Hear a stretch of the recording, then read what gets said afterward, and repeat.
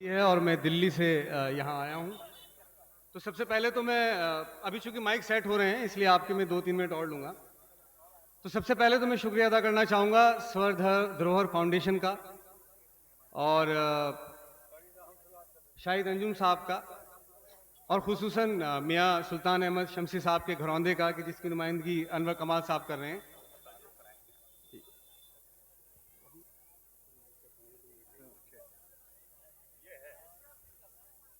अरे ये नहीं भाई, हमारा रास्ते में गिर गया, देखो ना कहीं पर खा कर, या घर छूट गया, देखियो ना।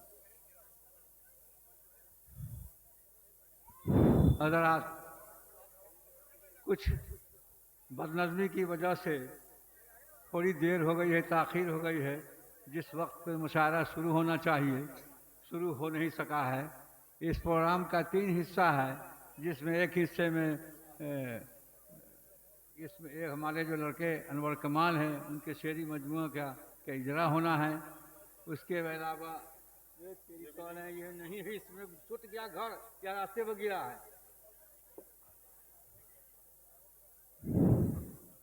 तो जो तरतीब है हमारी, उस तरतीब में कुछ हेर फेर हो गया है। इस मुशायरे में 3 चीज़ें, एक तो किताब का रस्म इजरा है, दूसरे मुशायरा है, तीसरे चूँकि ये स्वर धरोहर जो है दिल्ली की एक तंजीम है, स्वर धरोहर फाउंडेशन, उसी के ज़ेर एहतमाम ये मुशायरा हुआ है। वो तंजीम जिसका नाम है हिंदी में स्वर धरोहर, उर्दू में मैं उसका तर्जमा मैंने किया है सौती विरासत। अब तो बाकी बात तो हमारे मोइन शादाब साहब कहेंगे कि मेरा तर्जमा सही है या गलत, क्योंकि माहिर लिसानियात तो वही हैं, लेकिन मैंने अपनी कमअक्ल से स्वर धरोहर का तर्जमा किया है सौती विरासत। इसका मतलब यह है कि ये स्वर धरोहर या सौती विरासत जो तंजीम है दिल्ली की, ये पुरानी कदरों को, पुरानी तहजीबों को ज़िंदा रखना चाहती है। इसीलिए हमारे फ़नून लतीफ़ा के जो मुख्तलिफ़ शाखें हैं, उसमें शायरी है, नाबिल नगारी है, क़िस्सा गोई है, बहुत सी सारी चीज़ें हैं। तो चूँकि रस्म इजरा में ताख़ीर हो गई, इसलिए मैं चाहता हूँ कि क़िस्सा गोई को ही शुरू कर दिया जाए। क़िस्सा गोई पुराने ज़माने में आप जो हजरात किसान वाले हैं, पहले ज़माने में खलिहान में हम लोग काश्तकार बैठते थे अगन में, तो मुरही और चाय पीते थे, हम लोग बुलाते थे कुछ लोगों को किस्सा सुनाने के लिए। इसी तरफ बाएं साइड में हमारे एक सराजुल हक मरहूम साहब थे, जिनको हम लोग अक्सर अपनी खलिहान में बुलाया करते थे किस्से सुनाने के लिए। तो वो किस्सा गोई पुराना एक फ़न है, दास्तान गोई, उसको भी ज़िंदा रखना ये लोग चाहते हैं। तो मैं चाहता हूँ, मोइन शादाब साहब से गुजारिश करूँगा कि किस्सा गोई के लिए 15 मिनट का वक्त रख के उसको शुरू करवा दें। Hello hello hello hello.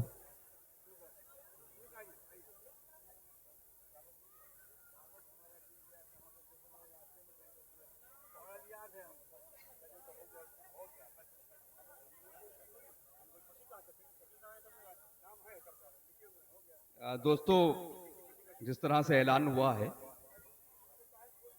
कि मुशायरे के आगाज़ में दास्तान गोई से पहले हम लुत्फ़अंदोज़ हों, जनाब सुल्तान शमसी साहब ने इसकी इजाज़त दी है। नदीम शाह सुहरवर्दी साहब यहाँ तशरीफ़ फरमा हैं, जो बहुत ही इंटरनेशनल फेम के दास्तान गो हैं। तो यकीनन गालिबन पहली मरतबा आप दास्तान सुनेंगे, लेकिन आप यकीन जानिए कि आप बहुत ज़्यादा महजूज होंगे और फिर बार बार आप नदीम शाह सुहरवर्दी साहब को यहाँ पर जहमत देंगे और उनसे दास्तानें सुनते रहेंगे। मैं गुजारिश करता हूँ कि एक बार ज़ोरदार तालियां पूरा यहाँ से लेकर आखिर तक, ताकि हमारे नदीम शाह सुहरवर्दी साहब दास्तान का आगाज़ कर सकें। बहुत शुक्रिया आपका।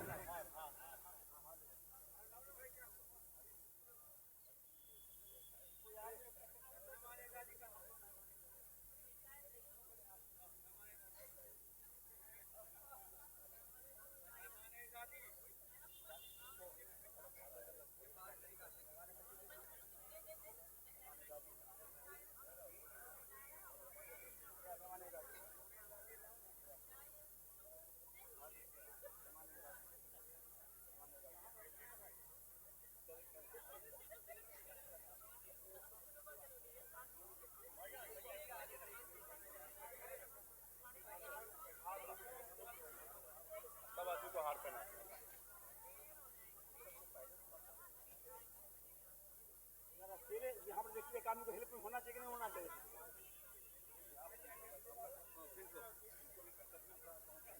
पहले भाई नाम बोले बहुत पूछते हैं साल भी है भाई, साल है यार, दस्तान गोई के पास छोड़िए छोड़िए ना, अभी दस्तान गोई के बाद कोशिश करते हैं, दस्तान गोई के बाद करेंगे। आप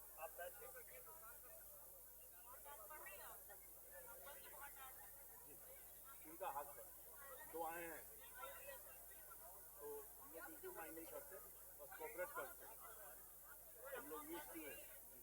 अब इनकी यादाश्त की जाएगी।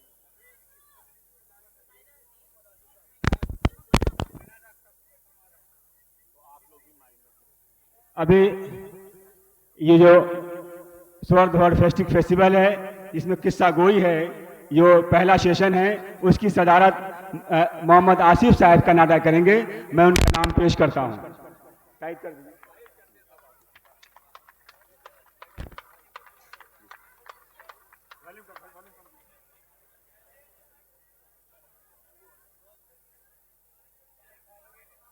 आवाज नहीं आ रहा इसमें।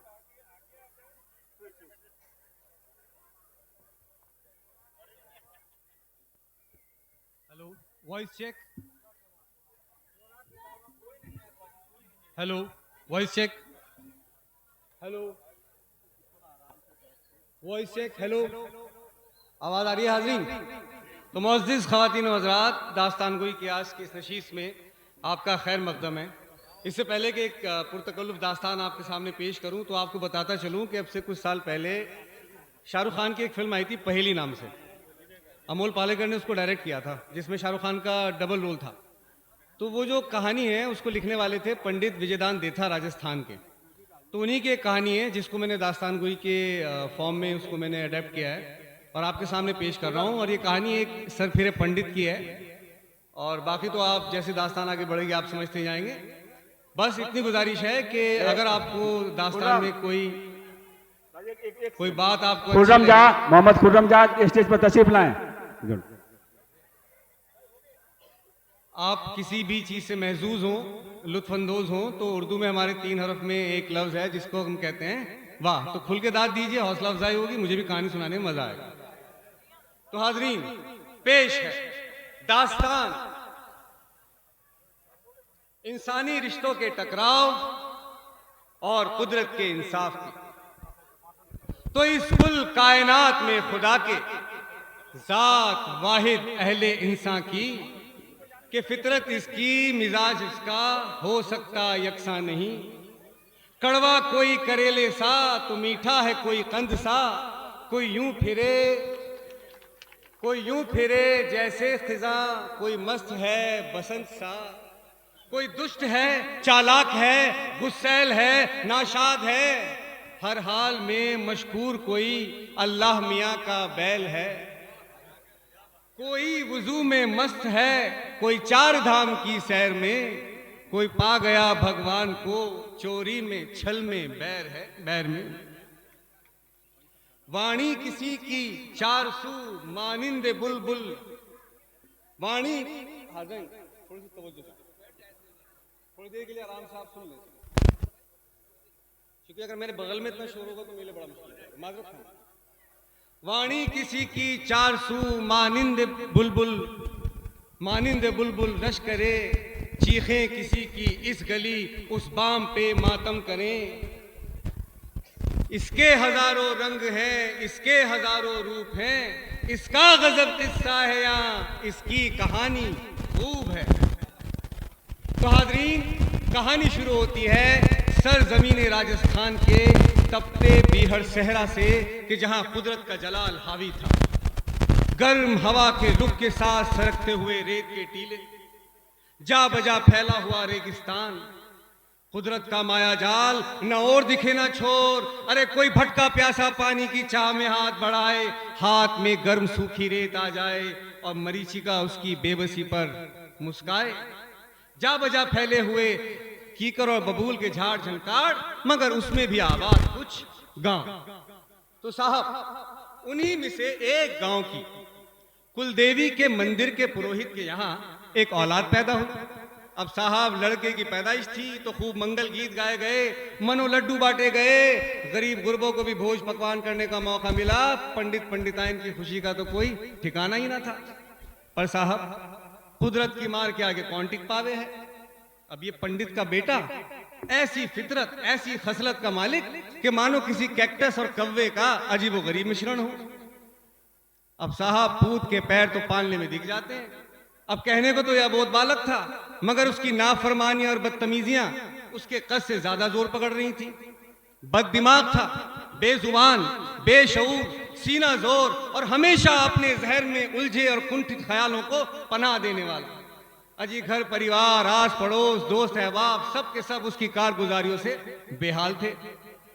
अब पंडित जी ने लाख जतन किए, शास्त्रों का ज्ञान दिया, दुनियादारी के गुर सिखाए, पर साहब उसकी लीला वही जाने, चिराग तले अंधेरा। अब जब हालात बेकाबू होते नजर आए तो पुरोहित जी ने अपने बेटे को दूर दराज के गांव में एक अदना से 30-32 घरों वाले एक गांव में पुरोहित के तौर पर भेज दिया। अजी इस आस में कि वहां की कुलदेवी की असीम कृपा उस पर नाजिल होगी और वो सही राह पकड़ेगा। गृहस्थ आश्रम का वो अपना निर्वाह करे, इसलिए उसका गौना भी करवाया। पर साहब कैक्टस को कितने ही गंगा पानी डाल लो पर चमेली के फूल तो देगा नहीं। अमा कव्वे को 1000 वेद हदीस का दरस दे दो, निकलेगी तो कर्कश मांग ही ना। अब ये कुपुत्र पंडित सुबह सवेरे पांव फटने से पहले स्नान करता, अपने पूरे जिस्म पर चंदन की लेप लगाता और अपनी उंगलियों पर तस्बीह पढ़ता हुआ देवी की ताजीम में सुबह से शाम तक मंत्रोच्चारण करता। कद पस्ता था, दाढ़ी उसकी शानदार नाभि तक उगाई थी, तपस्वियों की तरह जटाएं धारण करता। अरे देखने भालने से, वेशभूषा से तो वो पहुंचा हुआ संत नजर आता था। अब बात करें पंडिताइन की साहब कि एक सुघड़ सुशील एक बड़े खानदान की एक शरीफ लड़की थी, मगर थी अपने माँ बाप की 7वीं बेटी। अच्छा इत्तेफाक से सब जिंदा भी रह गई थी। तो जब तक 7वीं लड़की के लगन का योग बने, लाचार मगर गरीब बाप ने हताशा में अपने हाथ खड़े कर दिए और हबड़ धबड़ में उस उज्जड़ कुपुत्र के साथ अपनी बेटी का कन्यादान कर स्वर्ग में अपना स्थान सुरक्षित कर लिया था। अब इधर तो बाप की जन्नत तय हुई, और इधर बेटी ने दोजख में अपना कदम रखा। अब उस पंडित सर फिरे पंडित की किस्मत भी देखिए कि बीवी मिली भी तो सब्र और उदारता की मूरत। पंडित जब सनकता नीला पीला होकर उसके ऊपर हाथ उठा देता जैसे रोजमर्रा की एक जिंदगी का एक अदना सा काम हो। पंडिताइन अपनी मान मर्यादा से समझौता करने को तैयार ना थी। अपने शौहर की फटकार से सूखे पत्ते की तरह लरसती, पर रफ्ता रफ्ता उसे इस बात का एहसास हो गया था कि जिंदगी के इस दुश्वार सफर में यह भी एक कड़वी सच्चाई है कि जो उसे ताउम्र निभानी पड़ेगी। अब हाजरीन, अब ये बगुला भगत पंडित रोज एक नई मछली की तलाश में रहता, हमेशा 56 भोग लगवाने के फेर में रहता और कुल देवी के शराब का खौफ दिखाकर गांव वालों को लूटने की कोशिश करता, और जब कुछ बस ना चलता तो उनके ऊपर आग बबूला होता। फितरत से दुष्ट था, सच्चे ब्राह्मण वाला विकार कहां से लेके आता। पर कहते हैं ना कि राम चरो के बैठकर सबका मुजरा ले, जैसी जिसकी चाकरी उसे तैसा तिसे फल दे।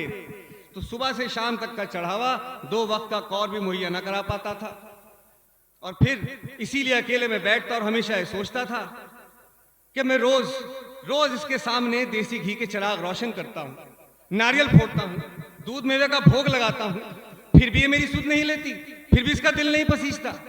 पर साहब कहते हैं ना कि अब हाजरीन फितरत से दुष्ट था, गुस्सैल था, इतना अहमक था कि अब कुलदेवी से खफा रहने लगा। अब ये गुस्सा नाराजगी में बदली और खबीस का गुस्सा था इस हद तक जा पहुंचा कि अब कुलदेवी से नाराज रहने लगा। अब एक दिन की बात है हाजरीन कि बाजरे की रोटी खा चिलम चढ़ा, पंडित खर्राटे भर रहा था कि अचानक उठ बैठा और अपनी बीवी से कहने लगा कि ये जो तुम्हारी कुलदेवी है ना, कुलदेवी, ये साक्षात शूर्पणखा का अवतार है। अरे इससे किसी का कुछ भला ना होगा। मैं सुबह से शाम तक एक टांग पर खड़ा होकर इसका महिमा मंडन करता हूँ, इसके आगे चंदन सिंदूर का इसको लेप लगाता हूँ, और ये फिर भी मेरी सुध नहीं लेती। सच है, ये बस एक पत्थर की मूरत है। बहुत हुआ, अब ना रहेगा बांस और ना रहेगी बांसुरी। अब तो दिल में आता है कि मैं इसके मंदिर को तोड़कर ही चूर चूर कर दूं, आग लगा दूं, भस्म कर दूं और खुद भी इसमें मर जाऊं। अब साहब पंडिताइन ने जो ये सुना तो गुस्से से सिहर गए और उसने चाहा कि अपने हथौड़े की जबान से पंडित के मुंह पे ऐसी कील ठोके कि बस, पर समाज की रवायतों में भरी चाहकर भी कुछ ना कह पाई और अपने शौहर को समझाते हुए बोली कि हे नाथ, सब्र करो, सब्र करो, परिश्रम करो, परिश्रम ही सौभाग्य की जननी है। इस पर उस पंडित को गुस्सा आया और अपनी बीवी से कहने लगा, अच्छा अब तू सोचने लगी है और बोलने भी। देख, मैं कहता हूं कि अपनी जबान और दिमाग दोनों का लगाम दे, वरना तुझे घर से बाहर निकाल दूंगा। हाँ,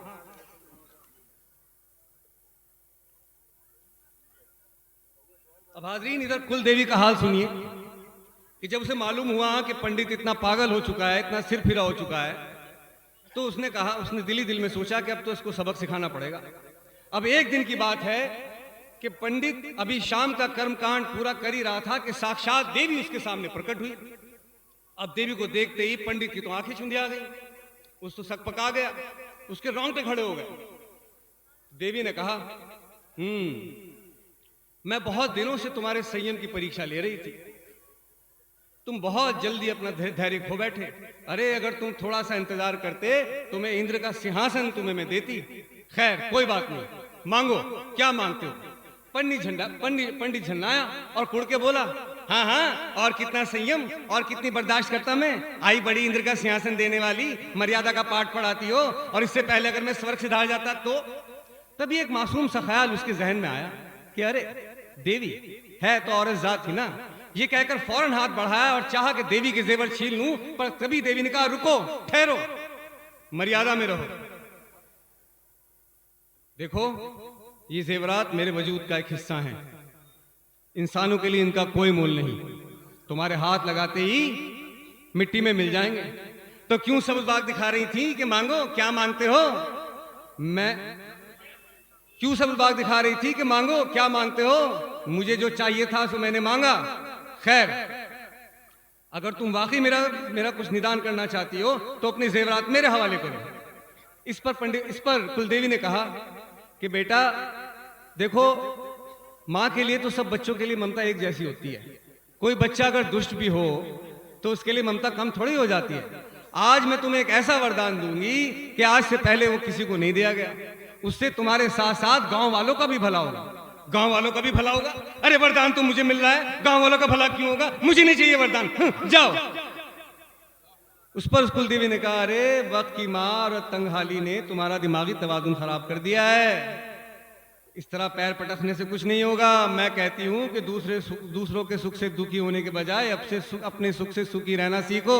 जाओ, मैं तुम्हें वरदान देती हूं कि आज के बाद जो चाहोगे या मांगोगे अता किया जाएगा, मगर जो तुम चाहोगे या मांगोगे उससे 2 गुना गांव वालों को अता किया जाएगा।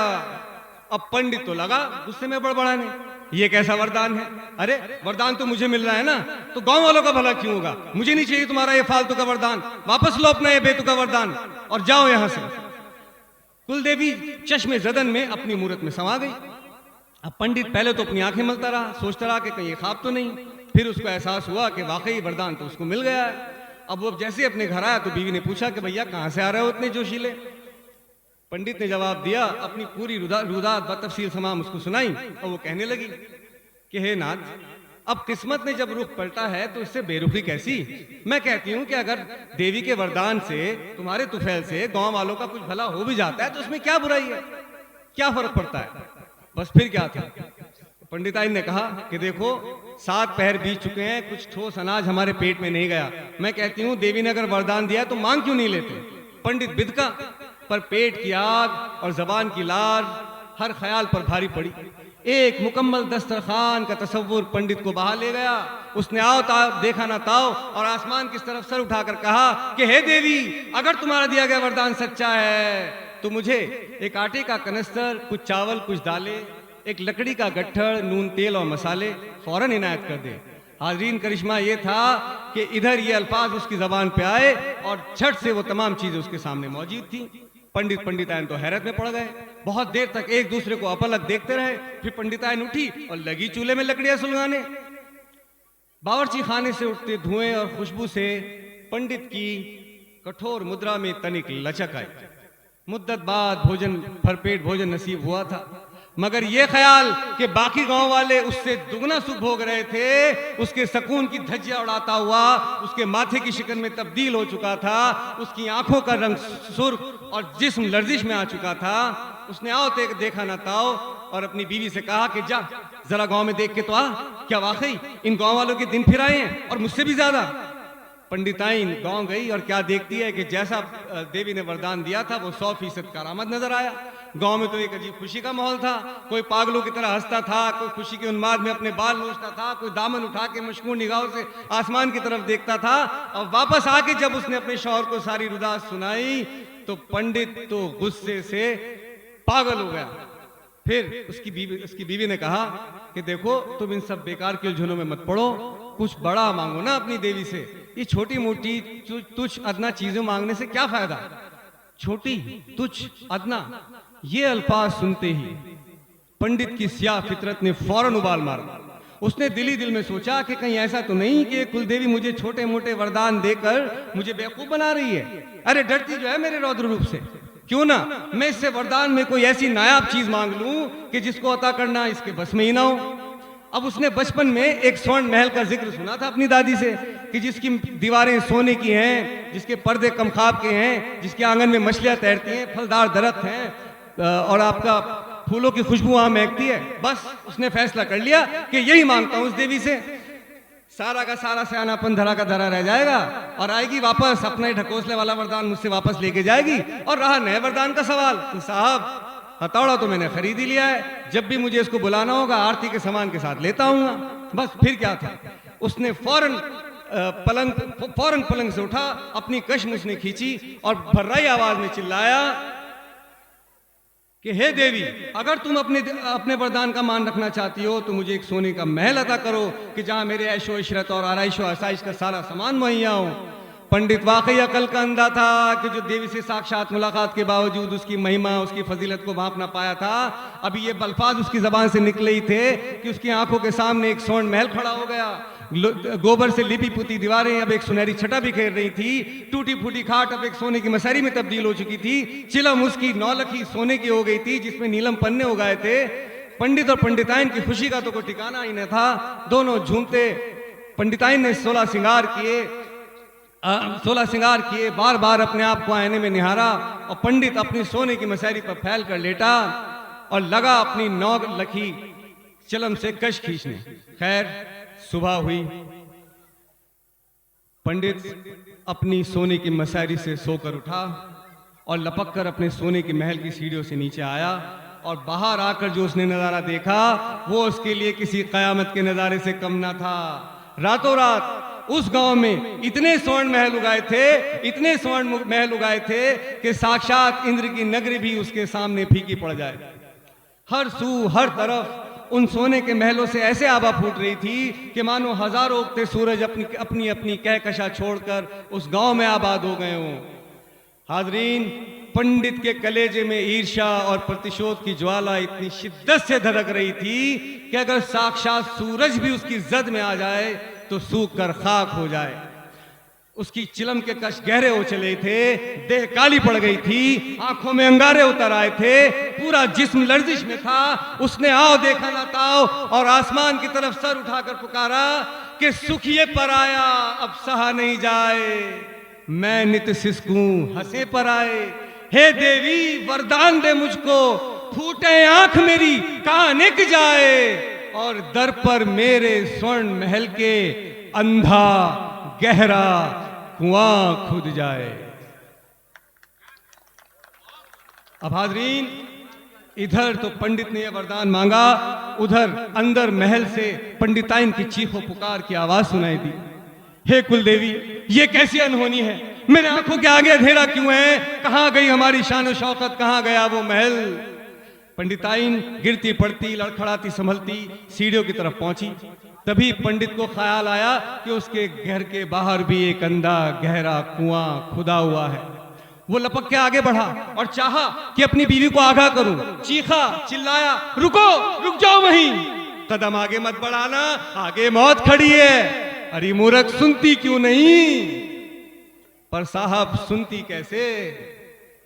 अपने शौहर के कुकर्मों का फल जो लिखा था उसकी किस्मत में भोगना, इससे पहले कि पंडित मौका वारदात पर पहुंचता, पंडिताइन काल के गाल में समा चुकी थी।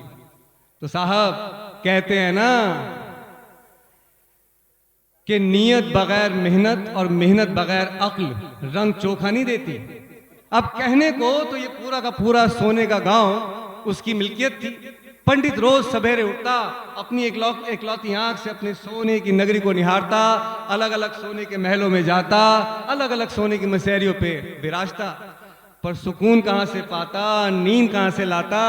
जैसे ही अपनी पलकें मूंदता, ये ख्याल रह रह के उसको कचोटता कि हाय काश कोई शख्स तो इस गांव में जिंदा होता कि जो उसकी इस दर्जे की खुशहाली को देखकर ईर्ष्या और हसद की आग में जलता भी। और हाजरीन, पंडित अपनी खुशी से भला कब तक खुश रह सकता था? चंद माह बीते, ये पंडित हवन्नक, पागल, दीवानावार पागलों की तरह हथौड़ा हाथ में लिए पूरे गांव में घूमता, इस फिराक में कि शायद उसको एक और वरदान मिल जाए कि जो उसको सच्ची खुशी फराहम कर सके।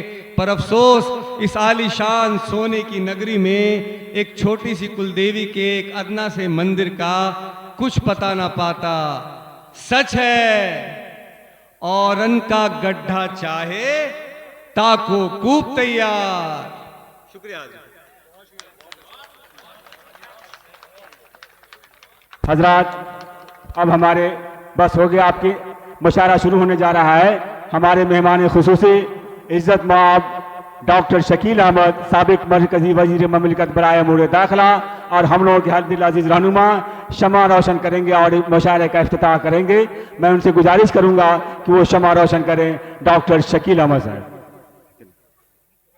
और साथ में दिलीप चौधरी साहब, डॉक्टर इम्तियाज अहमद करीमी साहब और मोहम्मद आसिफ साहब वगैरह सब लोग, सुल्तान शमसी साहब सरप्रस्त, कॉन्वेनर अनवर कमाल से गुजारिश है कि सब लोग खड़े हो जाएं।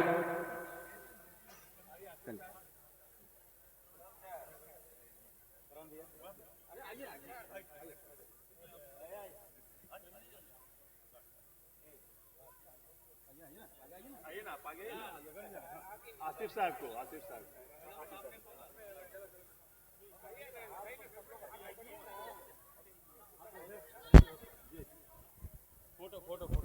फोटो ले लो भाई।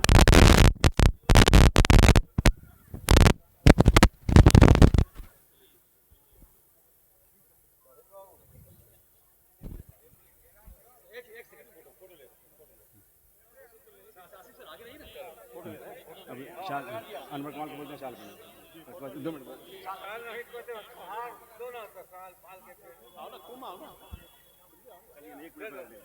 अनवर कमाल।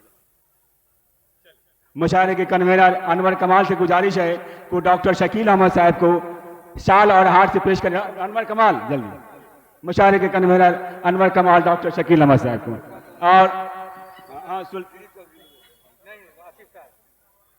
आसिफ साहब मेहमान खुसूसी जो कनाडा से तशरीफ लाए हैं, उनको सुल्तान शमसी साहब आसिफ साहब को पेश करेंगे शाल और हार, और आमिर निहाल साहब डॉक्टर इम्तियाज अहमद करीमी साहब को,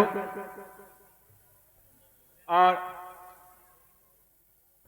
सुल्तान शमसी साहब डॉक्टर दिलीप कुमार चौधरी को, डॉक्टर दिलीप कुमार चौधरी साहब ही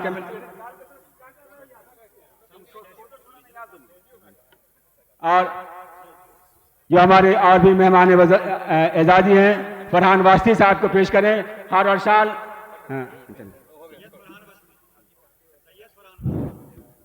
अब बाज़ाब्ता रस्म इजरा की कार्रवाई होगी, उसके बाद तुरंत 10 मिनट के बाद मुशायरा शुरू हो जाएगा। अब इस मजलिस की सदारत हम उस्ताद शोरा गफरान अशरफी जो अभी अभी गया से तशरीफ़ लाए हैं, मैं उनसे दरख्वास्त कर रहा हूँ कि आप मसनद सदारत संभालें। जनाब गफरान अशरफी उस्ताद शोरा, उनसे दरख्वास्त है मेरी कि वो मसनद सदारत संभालें।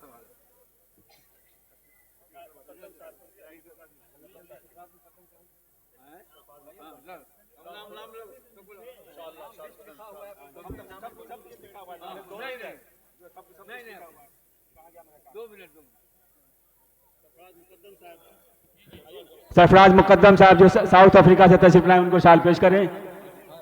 फरहान वास्ती साहब हो गए। उसके बाद सदर मुशारा गुफराना शरीफी साहब को सुल्तान शमसी साहब शाल और हार पेश करेंगे।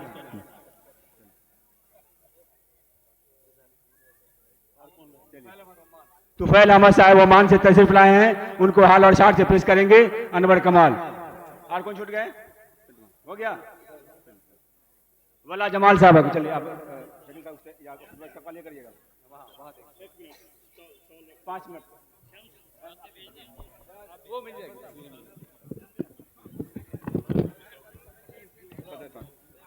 अब मुशायरे डॉक्टर शहजादा सिद्दीकी साहब को हाल और शाल पेश करेंगे। बस हजरात सिर्फ ये 10 मिनट में अब सारी कार्रवाई खत्म हो जाएगी। अब मैं खुतबा इस्तकबालिया के लिए डॉक्टर इम्तियाज बना दिया। हाँ, अब खुतबा इस्तकबालिया के लिए इस मुशायरे के सरपरस्त मशहूर शायर सुल्तान शमसी साहब आपके सामने खुतबा इस्तकबालिया पेश करेंगे। सुल्तान शमसी साहब माइक पर।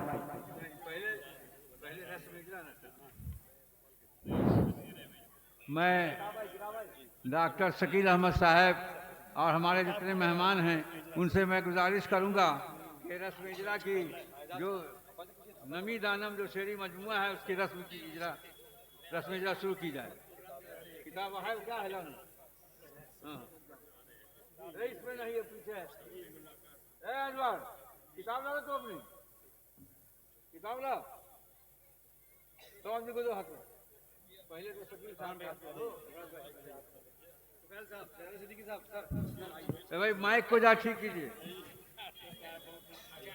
रस्म इजरा बदस डॉक्टर शकील अहमद साहब जो मेहमान खुसूसी भी हैं उनके हाथ से हो रहा है और उनके हमरा होंगे सारे मेहमान।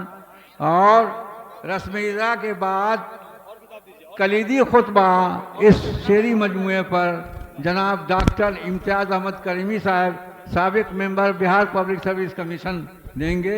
उसके बाद इजहार ख्याल करेंगे जनाब मोइन शादाब साहब और दिलशाद नजमी साहब। इफ्तिताही तकरीर तो हो ही जाएगी बात।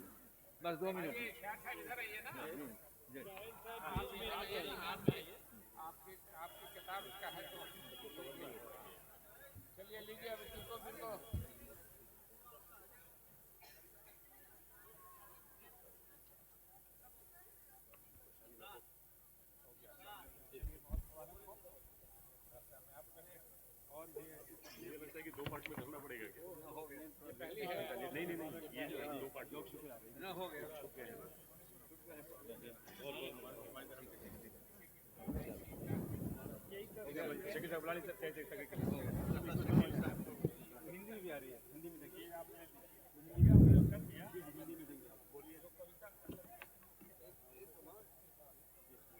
इज्जत माफ डॉक्टर शकील साहब से गुदरखास्त है कि कुछ इफ्तिताही कलमात कुछ कह के मुशायरे का आगाज करें। इफ्तिताही कलमात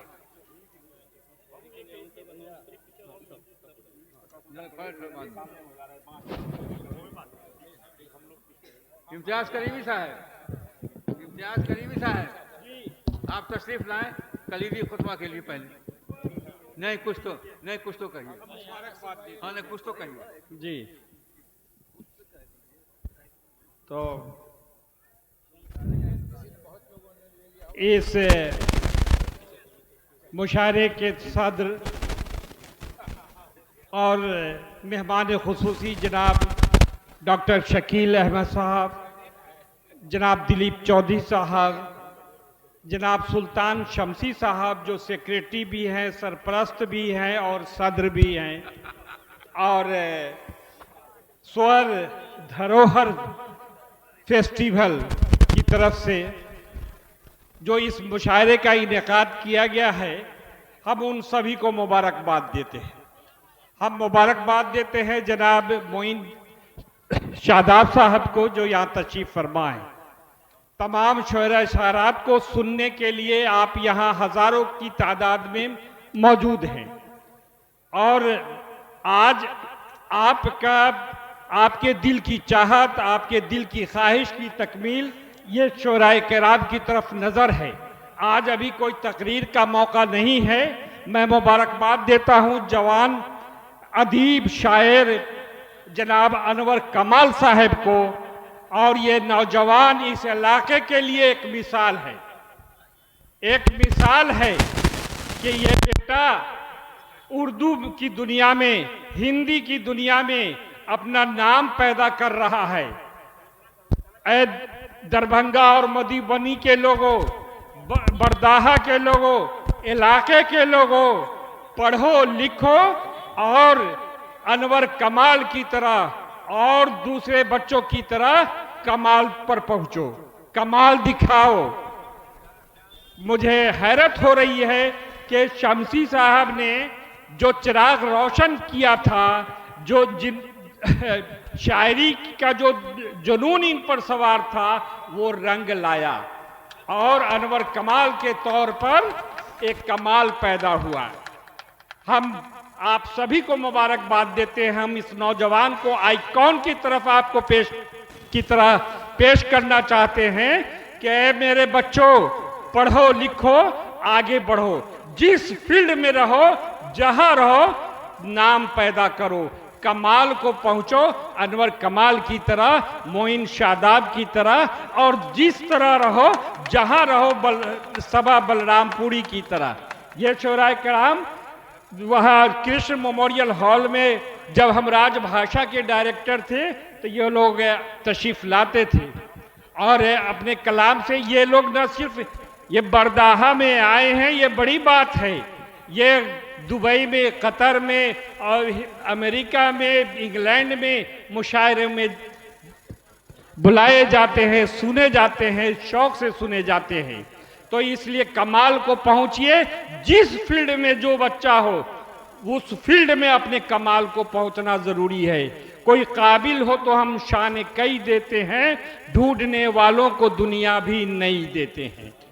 ये एक मिसाल है कि बरदाहा में ये शेर व अदब के पूरा गैलेक्सी यहाँ मौजूद है। मैं मुबारकबाद देता हूँ आप सभी को। ये जबान के तरक्की का एक जरिया है। उर्दू जबान हो, हिंदी जबान हो, उसको तरक्की के लिए तरह तरह की तरकीबें की जाती हैं, और मुशायरे भी इसी एक तरकीब का हिस्सा है। इससे उर्दू जबान, हिंदी जबान, ये कविता गोष्ठी, ये मुशायरे इसलिए होते हैं कि जुबान का फरोग हो। यहाँ जो लोग आते हैं, अपना वक्त देते हैं, हम लफ्जों की साख्त को, ये जो शोराए किराम अपने लफ्जों की मोती से पिरोकर जो माला आपके पास पेश करते हैं, वो नक्श ज़हन पर रह जाता है। इनका जो अंदाज है, उससे वो जुमला, एक शेर भी अगर आप घर ले गए, एक लफ्ज भी अगर ले गए, एक शब्द का उच्चारण भी अगर आप ले गए, तो ये मुशायरा कामयाब कहलाएगा। हम सीखने के लिए आए हैं, हम सीखते हैं और हम कुछ सीख करके जाते हैं। इनकी शायरी से हम कुछ सबक लेते हैं। ये हिंदी और उर्दू एक ही ज़बान है, ये हिंदी और उर्दू एक ही ज़बान है। ये ज़बान ही नहीं बल्कि एक तहजीब है, एक ऐसी तहजीब जिसमें हिंदुस्तान जन्नत शाह की मिट्टी का सौधापन भी है और वसंत ऋतु की भीनी भीनी खुशबू भी। ये वो ज़बान है, ये वो ज़बान है कि जिसमें भजन कीर्तन की झंकार भी है और किसानों के भैरवी की तान भी है। ये वो ज़बान है, ये हिंदी और उर्दू दोनों की बात कर रहे हैं दिलीप बाबू, कि ये राधा, ये कृष्ण कन्हैया के बांसुरी का सुरीलापन भी है और राधा के पायल की झंकार भी है। तो कुर्बान जाइए इस जबान पर जिसने कौमी यकजहती का पैगाम दिया, कुर्बान जाइए इस जबान पर जिसने इस मुल्क को आज़ादी की जबान दी, जिसने इनकलाब जिंदाबाद का नारा दिया। हम ज़रूरत है इस बात की कि हम इससे मोहब्बत करें। ये उर्दू का पैगाम है और हम अनवर कमाल साहब, अब अनवर कमाल साहब पर तो हमको ताज्जुब होता है कि किसको सिखाई, किसने सिखाई इनको आदाब फर्जंदी। इन्होंने वालिद की विरासत को किस तरह से संभाला, किस तरह से आगे बढ़ाया, ये काबिल रश्क है, काबिल फ़ख्र है और काबिल तकलीद भी है कि हम उर्दू का पैगाम यही है, ऐ मेरे बच्चों, ऐ मेरे लोगों, ऐ तमाम लोगों, ये भाईचारे की ज़बान है, मोहब्बत की ज़बान है। हमारे अमल से, हमारी गुफ्तगू से वो मिठास पैदा होनी चाहिए कि समाज में आपस में मोहब्बत पैदा हो। कदम सूए मंजिल बढ़ाते चलो, कदम सूए मंजिल बढ़ाते चलो, मोहब्बत के नगमे सुनाते चलो। कदम सूए मंजिल बढ़ाते चलो, मोहब्बत के नगमे सुनाते चलो। हर एक गाम शम्मे जलाते चलो, दिलों से कदूरत मिटाते चलो। है देश अपना, है देश अपना, है सभी अपने भाई। है देश अपना, है सभी अपने भाई। सभी को गले से लगाते चलो, सभी को गले से लगाते चलो। एक बार फिर मैं पूरे बरदाहा के लोगों को, तमाम लोगों को, अनवर कमाल साहब को, यहाँ मौजूद तमाम शोरा शाराब को मुबारकबाद पेश करता हूँ। बहुत शुक्रिया।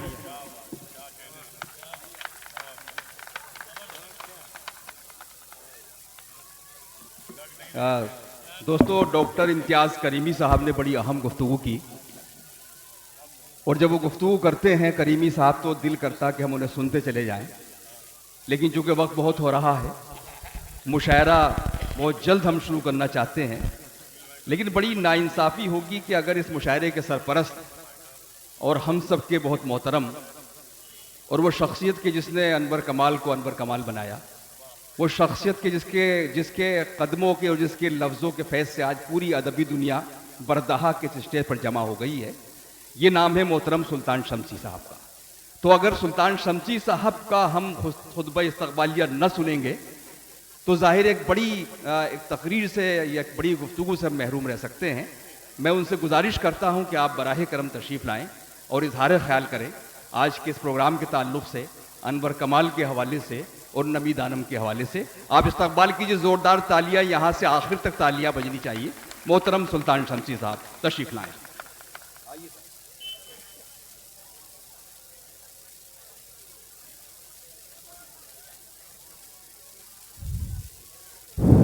जनाब सदर गफरान अशरफी साहब और इस मुशायरे के नाज़िम मुशायरा मोइन शादाब साहब, मेरा चूँकि ये बेटा है, मैं बेटा के बारे में क्या कहूँ।